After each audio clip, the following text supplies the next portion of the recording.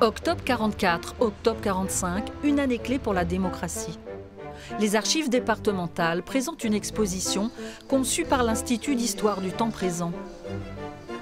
Le 28 avril 1945, les femmes votent pour la première fois lors des élections municipales.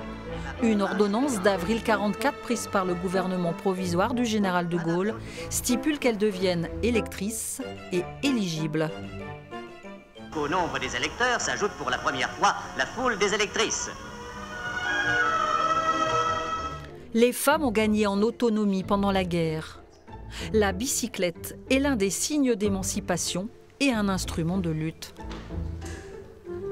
Les femmes se sont massivement engagées dans la résistance pendant la guerre, même si cette action a été par la suite beaucoup moins visible que celle des hommes. Elles sont beaucoup moins par la suite à avoir été récompensées. Par exemple, on ne compte que 6 femmes sur 1038 compagnons de la Libération, mais on peut dire qu'elles se sont massivement engagées dans la résistance et que cette action a été notamment récompensée par l'octroi du droit de vote en 1944.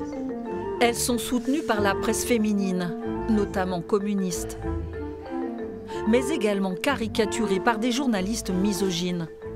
À la sortie de la guerre, les oppositions sont nombreuses, notamment au Sénat. La femme est une ménagère. De très nombreux arguments, c'était la place des femmes n'est pas en politique. Elles ont une meilleure place en tant que mères au foyer, elles doivent s'occuper de leurs enfants, de leur famille.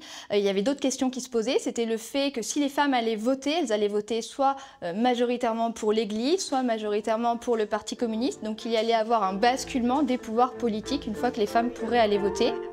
En avril 1945, les femmes représentent 53% du corps électoral, mais sont largement abstentionnistes.